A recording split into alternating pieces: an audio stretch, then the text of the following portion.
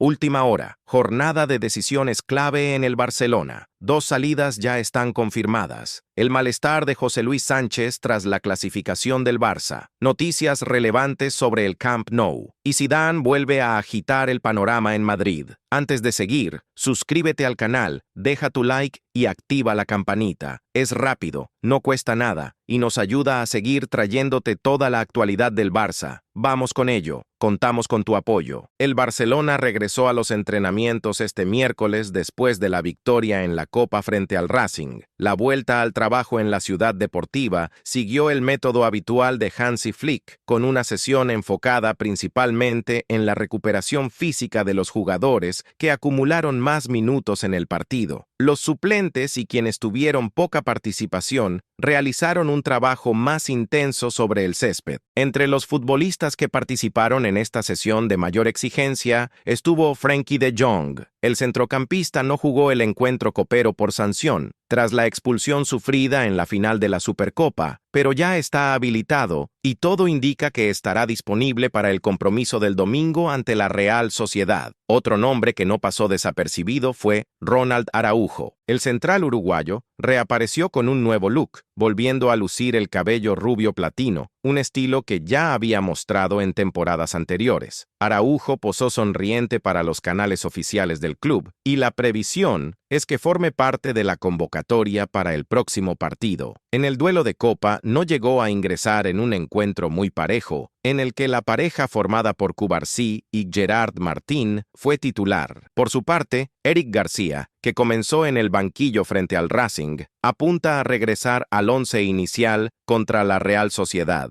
Joao Cancelo también fue suplente en la Copa y completó su segundo entrenamiento bajo las órdenes de Flick. El lateral sigue adaptándose a las ideas del técnico alemán, especialmente a una línea defensiva más adelantada respecto al modelo que utilizaba Xavi durante su etapa anterior en el club. Mientras tanto, tras el partido, el debate tomó un tono llamativo. En el programa El Chiringuito, el periodista madridista José Luis Sánchez volvió a cargar contra el Barcelona con declaraciones que sonaron más a frustración que a análisis. Afirmó que el Barça es un equipo de andar por casa y que solo puede competir con garantías dentro de España. Ignoró el contexto del partido, el momento de la temporada y los resultados recientes del conjunto azulgrana. Según Sánchez, el Barcelona sería superado con facilidad por equipos como el Chelsea o el Paris Saint-Germain en competiciones internacionales, una afirmación simplista que busca minimizar cualquier avance del equipo. También señaló una jugada en los minutos finales, ya en el tiempo añadido, en la que una acción mal ejecutada casi lleva el partido a la prórroga, calificándola de imperdonable a este nivel. Tomar una acción aislada como prueba de mediocridad resulta claramente exagerado. El momento más revelador llegó cuando afirmó que si un jugador como Rafinha falla, el Barcelona se convierte en un equipo casi vulgar. Resulta curioso que el propio periodista reconociera, al mismo tiempo, que el Real Madrid atraviesa una fase caótica, llegando a definirlo como una ruina. Aún así, su obsesión por atacar al Barça deja entrever una incomodidad evidente frente a un rival que sigue avanzando pese a las críticas constantes. En cuanto al Spotify Camp Nou, el estadio atraviesa un periodo sin partidos. El último encuentro disputado allí fue el 13 de diciembre frente a Osasuna. Desde entonces, el Barcelona no ha vuelto a jugar como local y solo tiene previsto regresar el 25 de enero, cuando reciba al Oviedo. En este intervalo, el equipo ha afrontado una exigente serie de compromisos fuera de casa, con viajes a Guadalajara, Villarreal, Cornellá y Santander, además de la Supercopa disputada en Arabia Saudí. Aún quedan desplazamientos a Anoeta y Praga. Esta ausencia de partidos permitió que las obras avanzaran de forma continua, con una única desaceleración durante las fiestas de fin de año. Las imágenes difundidas en redes sociales muestran una evolución clara, especialmente en el tercer anillo del estadio, donde ya se aprecia la instalación de gradas prefabricadas. El club entregó al ayuntamiento toda la documentación necesaria para la evaluación de la licencia C que permitiría aumentar la capacidad del estadio de 45.000 a 62.000 espectadores. Aunque se esperaba que el partido contra el Oviedo marcara la reapertura del sector Gold North, en este momento esa opción se considera poco probable. Uno de los principales obstáculos es el plan de evacuación por la zona de maternidad, que aún necesita la aprobación final. Una visita técnica del ayuntamiento evaluará próximamente el avance de las obras, y la reapertura de ese sector parece más factible para febrero. Si estás disfrutando del vídeo, deja tu like, suscríbete al canal y activa la campanita para no perderte ninguna noticia del Barça.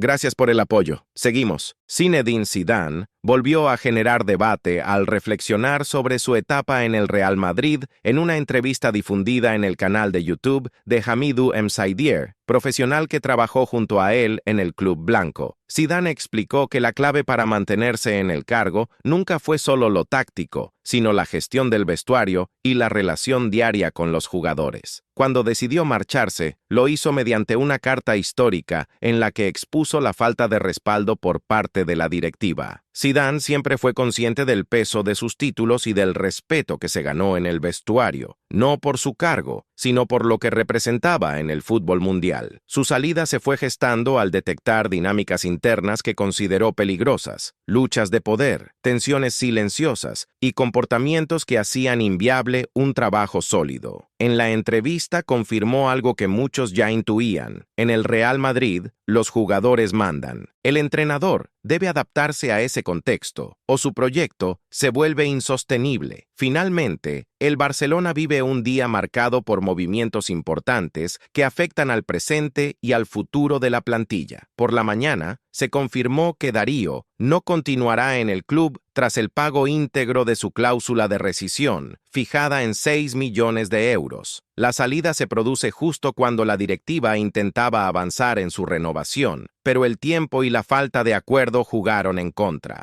El propio jugador comunicó su decisión a Hansi Flick en la ciudad deportiva Johan Gamper. Mientras el club gestiona esta salida, otra decisión clave afecta a un peso pesado del vestuario. Marc-André ter Stegen definió su futuro tras semanas de dudas. Recuperado de su lesión y con Joan García consolidado como titular por decisión de Flick, el guardameta alemán aceptó una cesión al Girona hasta final de temporada para tener continuidad. El acuerdo avanza y podría cerrarse en los próximos días, con el objetivo de aliviar la masa salarial y permitir que ter Stegen mantenga ritmo competitivo. En un solo día, el Barça confirma la salida de una joven promesa y encamina la cesión de uno de los jugadores más históricos de la plantilla, reflejando un momento de ajustes profundos dentro y fuera del campo. El movimiento de ter Stegen no se entiende solo como una decisión deportiva, es también una señal de cómo está cambiando la jerarquía interna del vestuario. Flick no ha querido sostener ambigüedades. Si hay un número 1, se juega con el número 1. Y el hecho de que Joan García haya respondido en escenarios grandes, con paradas que valen puntos y eliminatorias, ha acelerado un escenario que hace unos meses parecía impensable. Ter Stegen, con contrato largo y estatus histórico, se vio ante una realidad incómoda. Quedarse significaba asumir meses sin ritmo, con el riesgo de perder peso en la selección alemana. Salir cedido, en cambio, le permite competir cada semana, mantenerse visible y volver en verano con una posición más clara para renegociar su rol. En Girona, además, no es casualidad que el interés sea tan fuerte. El club necesita seguridad en una posición que ha generado dudas, y tener a un portero de ese nivel, incluso con una parte del salario repartida, puede cambiar objetivos. Por eso la operación camina con rapidez, aunque se esté cuidando el calendario para no provocar un ruido innecesario en pleno tramo de competición. Y aquí hay un detalle clave. No se trata de una ruptura total. Es una sesión corta, hasta final de temporada. Eso deja una puerta abierta a que, en verano, el Barcelona reordene el mapa de la portería con más calma, decida si mantiene la apuesta por Joan García como titular absoluto o si reabre el debate con ter Stegen ya con minutos y sensaciones. Y mientras tanto, el caso del joven Darío deja una sensación amarga en el club, porque no es solo una salida más. Es el tipo de movimiento que duele especialmente cuando se trata de un chico al que el Barça ya había empezado a integrar, con minutos oficiales, exposición real y un plan interno para renovarlo apenas cumpliera la mayoría de edad. La cláusula, relativamente baja para el mercado actual, lo convirtió en una oportunidad demasiado tentadora para otros clubes, y ahí el Barça se encontró otra vez con una realidad que se repite. Si el cierre no llega a tiempo, el mercado no perdona. La directiva, según se comenta internamente, no esperaba que el jugador tomara una decisión tan contundente justo en este momento. Había confianza en reconducir la negociación, en sentarlo, presentar el proyecto, ajustar cifras y blindarlo. Pero el entorno del jugador se movió rápido. Propuestas encima de la mesa, promesas de minutos, incentivos deportivos y sobre todo una condición: libertad inmediata. En ese escenario, convencerlo se vuelve muy difícil, porque ya no es solo una negociación. Es una elección de vida para un futbolista joven que siente que el mercado le está diciendo ahora o nunca. El Barça, aún así, no descarta un último intento de acercamiento, no por orgullo, sino porque el club entiende que perder otra pieza joven por una cláusula accesible es un mensaje peligroso hacia el resto de talentos que vienen por detrás. Y más todavía, en una plantilla que por necesidades económicas y deportivas, depende de que la Masia siga siendo un motor real. A nivel interno, la salida se vive con incomodidad, porque llega justo después de una etapa de exposición cuando el club ya había invertido confianza y planificación, y en paralelo se suma a esa sensación de que por más que el Barça avance en el campo, los despachos siguen teniendo incendios que apagar cada semana. En el vestuario, la lectura es doble. Por un lado, hay alivio por tener claridad. Ter Stegen define su rumbo. El club toma decisiones. Flick marca jerarquías. Pero por otro lado, hay preocupación por la imagen externa. Demasiadas noticias en cadena, demasiados nombres, demasiadas conversaciones paralelas. Y eso es lo que Flick intenta controlar, que lo deportivo no se contamine. Por eso, la estructura de entrenamiento se mantiene firme. Por eso el grupo sigue un protocolo claro, y por eso se repite una idea que el entrenador ha instalado desde el primer día. No importa el ruido, importa el trabajo. De cara al duelo ante la Real Sociedad, hay varios puntos de atención. El primero es Frenkie de Jong, que vuelve a estar disponible y puede darle al equipo una salida más limpia en el medio. El segundo es la defensa. Con Araujo cerca de entrar en convocatoria, se amplían las opciones para ajustar según el rival. Y el tercero es el encaje de piezas como Cancelo, que sigue en fase de adaptación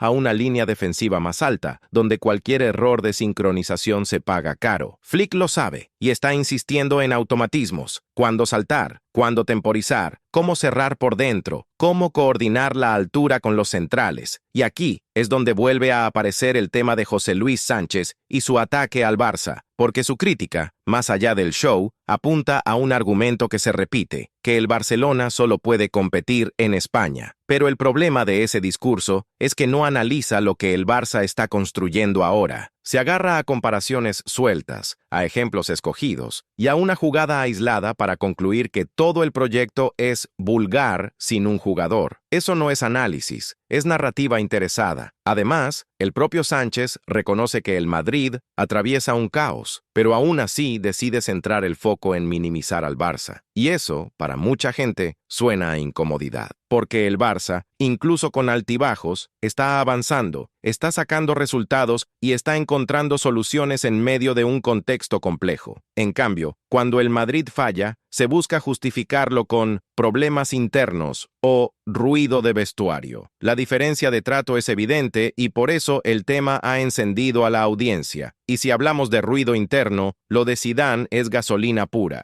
Porque cuando Zidane dice «los jugadores mandan», no lo dice como una opinión desde fuera, lo dice desde dentro, desde alguien que ganó, y se fue precisamente porque sintió que el respaldo de arriba no estaba a la altura del trabajo hecho. Sus palabras ponen en primer plano un problema estructural. Si un vestuario decide que ya no cree en un método, ese entrenador se queda sin aire. Y eso conecta directamente con el presente del Madrid, donde se perciben tensiones, normas discutidas y una convivencia delicada con figuras que no aceptan cualquier exigencia sin cuestionarla. Por eso el contexto es tan potente. El Barça vive un día de decisiones internas duras, pero está construyendo orden en lo deportivo. El Madrid, en cambio, aparece descrito por una voz como Zidane como un lugar donde el poder se concentra en el vestuario y donde sostener disciplina se vuelve una batalla diaria. Esa comparación es la que explota en redes y la que alimenta el debate. Y en medio de todo eso, el Camp Nou sigue avanzando. Las obras siguen, las licencias siguen, los permisos siguen. Y aunque el Gold North no se abra en la fecha esperada, el club ve progreso real, especialmente en el tercer anillo. El regreso del equipo a casa será simbólico, porque no es solo volver a jugar de local, es volver a sentir un espacio que define identidad, presión, energía. Cada semana sin Camp Nou es un Barça obligado a resistir fuera, a viajar, a adaptarse, y cuando por fin regrese, será otro capítulo emocional en una temporada que está teniendo demasiadas historias a la vez. Ahora mismo, la sensación es clara. El Barcelona está en un punto de inflexión. 2 salidas confirmadas, una sesión histórica encaminada, un entrenador que está imponiendo reglas, un debate mediático encendido, un estadio en obras y un rival que atraviesa turbulencias internas, según voces que saben exactamente cómo funciona ese club por dentro. Todo eso en un solo día. Todo eso con un partido importante a la vuelta de la esquina. Si quieres, continúo desde aquí ampliando. ¿Qué impacto real puede tener la salida de Darío en el plan de la Masia? ¿Cómo queda el mapa de la portería con Joan García? ¿Y cuáles serían los cambios más probables de Flick ante la Real Sociedad según lo visto en estos entrenamientos?